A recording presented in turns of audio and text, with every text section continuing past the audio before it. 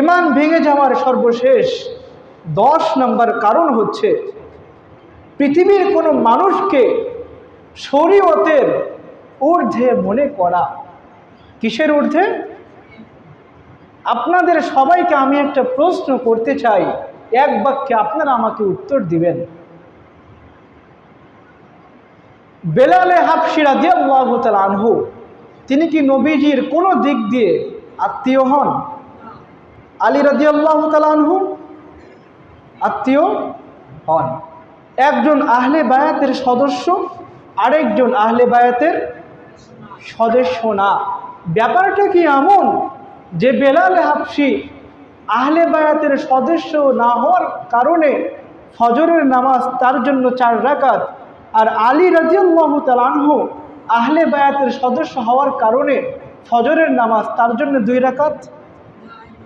ব্যাপারটা কি এমন? তার মানে ইসলামের বিধিবিধান ওমরের জন্য যেটা হারাম, পৃথিবীর সমস্ত মানুষের জন্য ওইটা হারাম।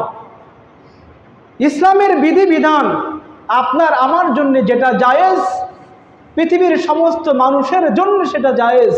যেটা আপনার আমার জন্য হারাম, পৃথিবীর সমস্ত মানুষের জন্য ওইটা হারাম। এ কথা আমি এমনি এমনি বলি না, একটা কারণ আছে। কারণ আমি নিজে দেখেছি আমাদের অনেক ভাইয়েরা এমন আছে, পীর সাহেবের দরবারে যাবে, একা একা যায় না, কি করে? স্ত্রীকে সাথে করে নিয়ে যায়। মানিকগঞ্জে দীর্ঘদিন আমি থেকেছি, দেখেছি এমনও অনেক মহিলা আছে, পীর সাহেব প্যাট একটা বের করে চেয়ারের ভিতরে এভাবে বসে থাকে, আর ওই মহিলাগুলো কি করে? পীর সাহেবের পা টিপে দেয়। তো আমি একবার এক মুরব্বীকে বললাম, আচ্ছা চাচা, আপনার স্ত্রীকে আপনি পীর সাহেবের দরবারে কেন নিয়ে যান, কারণটা কি? খুবই খাতিরের লোক তিনি, সব বিষয় আমার সাথে শেয়ার করতেন।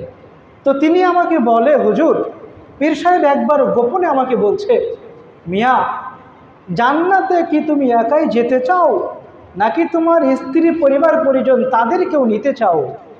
এখন জান্নাতে কি আপনারা একারাই যেতে চান, নাকি আপনাদের বউদেরকেও নিতে চান? নিতে চান না? চাচা তো সরল মনা মানুষ, সে কি বলছে, অবশ্যই হুজুর, আমি একা কেন যেতে চাবো, আমার স্ত্রীকেও আমি নিতে চাই। পীর সাহেব বলছেন, তাহলে কি করবা? আগামীবার যখন আসবা একা আসবা না, কাকে নিয়ে আসবা? স্ত্রীকে নিয়ে আসবা। আচ্ছা বলেন তো, মহিলাদের দিকে দৃষ্টি দেওয়া শুধুমাত্র কি আমাদের জন্য হারাম, নাকি সবার জন্যই হারাম? সবার জন্যই হারাম। এই জন্য প্রিয় ভাইয়েরা, আপনার পীর সাহেবকে, আপনার নেতাকে যদি আপনি ইসলামের ঊর্ধ্বে মনে করেন, শরীয়তের ঊর্ধ্বে মনে করেন, আপনার ইমানটাও কিন্তু ভেঙে যাবে। কোনো মানুষকেই শরীয়তের ঊর্ধ্বে মনে করা যাবে না।